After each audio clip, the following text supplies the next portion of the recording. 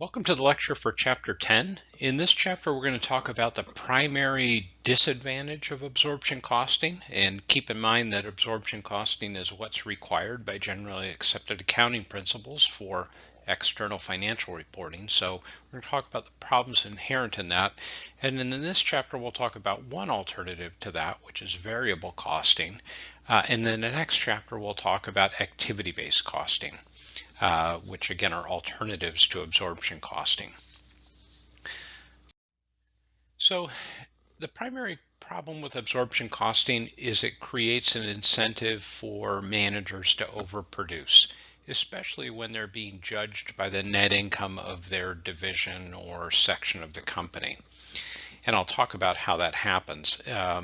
So a company in absorption costing, remember we take the fixed overhead for the company and we allocate it across all production. So some of those costs, if we produce more than we sell, our inventory is going to increase.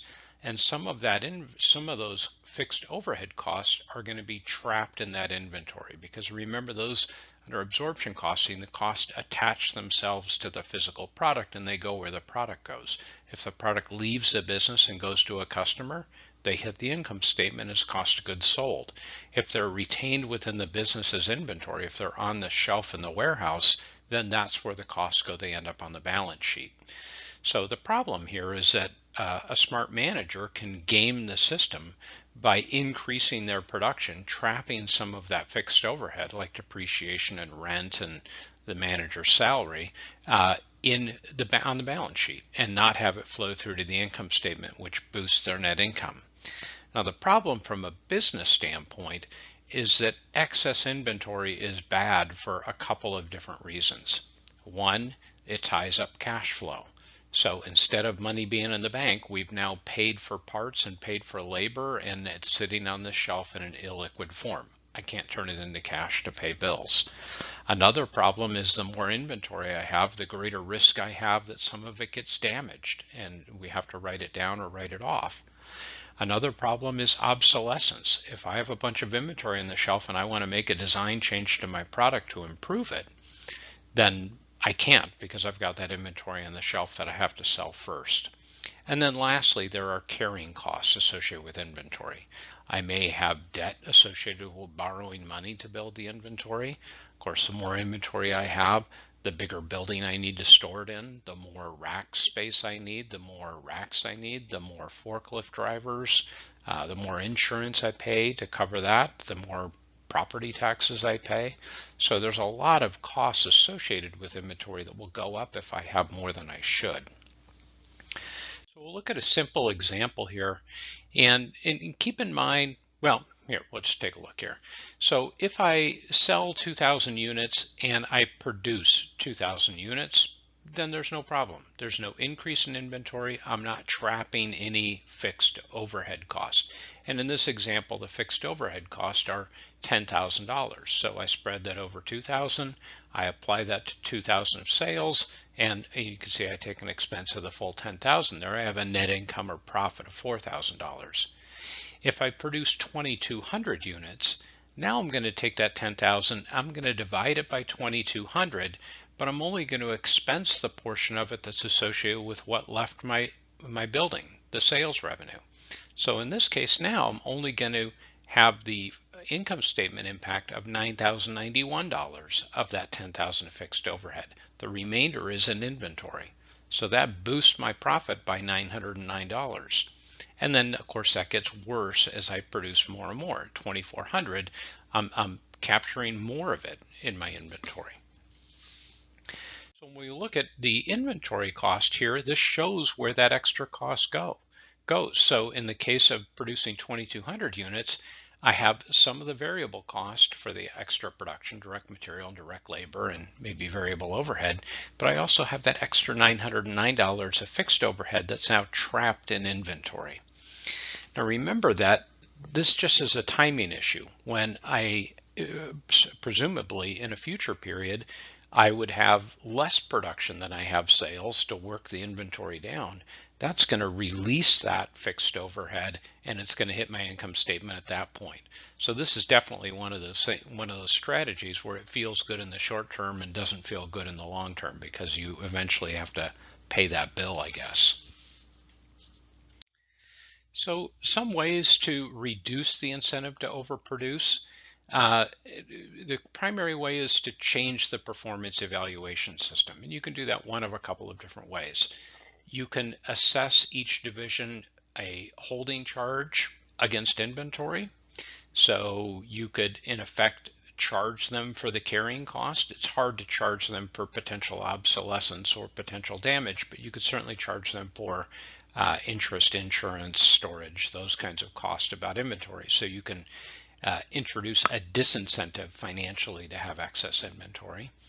You can use the residual income technique that we learned in Chapter 5, where they have to earn a return above and beyond what the cost of capital is on their investment. Well, part of their investment is the inventory that they have in stock. So as that goes up, the bar raises that they have to get over to earn residual income.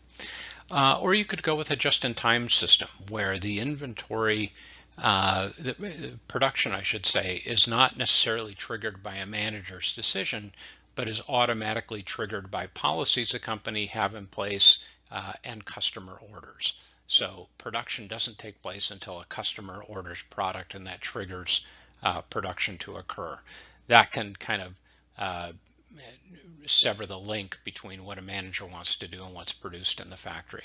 I'd say a fourth way is just to apply a lot of scrutiny from a management standpoint on the level of inventory, the inventory turns maybe that a manager has at their facility, and penalize them from a bonus standpoint if those numbers creep up without a good reason.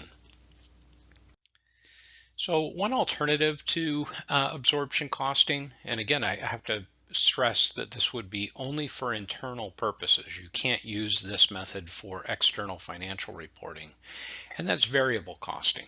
So variable costing treats all fixed manufacturing costs like depreciation and rent and the manager's salary and those sorts of things as a period cost. So they're expensed when incurred. They don't attach themselves to the products. They don't end up in inventory. And the costs that we carry in inventory and the costs that flow through to cost of goods sold are just the variable cost. So another name for this is direct costing. So if you see it under that name, you'll know what that is. But we're only going to recognize as manufacturing costs direct materials, direct labor, and variable overhead. This is one method, and when you remember back to when we talked about transfer prices, this was one method that's used for coming up with transfer prices. Now keep in mind, when sales equal production, when you're not either building up or working down inventory, you're going to get the same bottom line result with variable costing that you get with absorption costing. There's only going to be differences when you're producing more or less than what you're selling. So under both methods, all fixed and variable manufacturing costs eventually hit the income statement. So over the long term, there's not a difference between the two. Variable manufacturing costs flow through to the finished goods inventory, and then they're expensed in the period that the goods are sold. Some of the differences, so under absorption costing, fixed cost, it's a product cost and it flows through inventory. So if inventory goes up, it'll stay in inventory until it is sold. And in variable costing, it's a period cost expensed as incurred, which I mentioned. So let's take a look at a comparison here. So the facts for this are we sell products at $11 a piece. That's a selling price. Direct material and direct labor are $2 per unit produced. And then my flexible overhead budget is $40,000 of fixed plus variable overhead of $3 per unit produced. Not unit sold, but unit produced. In year 1 and year 2, we sell 10,000 units. The production in year 1 is 10,000 units. In year 2, we produce 11,000 units. And again, I don't want to make it sound as if in all cases excess production is a result of somebody trying to game the system. Sometimes there are legitimate reasons to increase production, maybe in anticipation of a promotional push on that product, or to even production out in terms of labor. There could be valid reasons for doing that. So then the flexible budget formula gives us the overhead in the final column there of 70,000 in year 1 and 73,000 in year 2. So let's take a look at how that works. The top portion is what would happen under absorption costing. The bottom is what happens under variable costing. And as I mentioned, when production equals sales and there's no increase or decrease in inventory, our results are going to be the same. So you see in both cases, the net income is $20,000, no difference. So in year 2, where we have we have production that's 1,000 units more than what we're selling, under the absorption system, we're trapping some of that fixed overhead. Some of the 40,000 in fixed overhead is being trapped in inventory. So we get a higher net income figure, 23,636. With variable costing, all of that 40,000 fixed overhead is flowing through the income statement, regardless of the fact that we have greater production, and in that case I'm at a $20,000 net income. Most people that see this comparison, and I'd have to say I fall in this category as well, think that the variable costing method is more honest, in lack of a better term, because it's less susceptible to manipulations or changes that really aren't economic in nature. So some of the disadvantages of variable costing. So managers can still play games with what kind of overhead they call fixed and what they call variable. They can still potentially have some discretion and manipulate what bucket those costs fall into. And they would make the argument, if they want to boost net income, that more of the overhead costs are variable, which do end up in inventory, and less are fixed. So that can happen. And that's what the second point there shows. Some of the other problems with it is there's a feeling that it doesn't actually capture the opportunity cost of the plant capacity.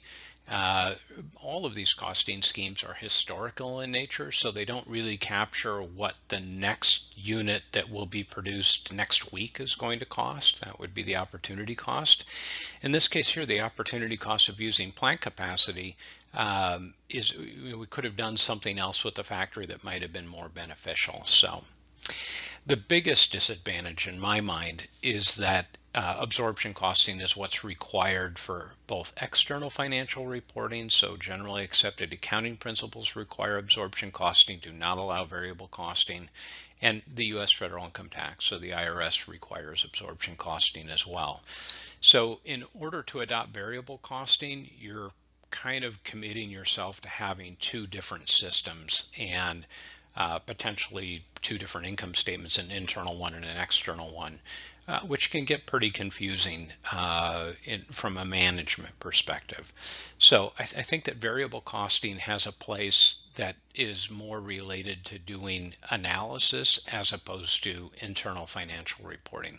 I wouldn't build a cost accounting system on variable costing that I rely on from financial statements. I would use it for making decisions about should we accept this offer on a product, or which product is most profitable, those kinds of things. You could definitely use it for bonus purposes, but not for financial reporting purposes. The last thing I want to talk about is the issues with unit costs. So we've been through enough now where you can see that unit costs can be calculated in a variety of different ways. And it's important that you keep in mind that, it's important that you understand how a unit cost figure that's given to you, how it was arrived at, and what the components of it are. Is it an average over a long period of time? Well, that might not reflect what the current costs are if costs are increasing in some way. By the same token, it may be inflated if we have more efficient ways to make the product than we did in the earlier portion of our production, if it's a long-term average. If it contains fixed cost, then we need to know how were those fixed costs arrived at? How were they allocated to production, and how were they, what portion of the unit cost contains fixed cost? Of course, that should be ignored if we have excess capacity and we're talking about accepting offers for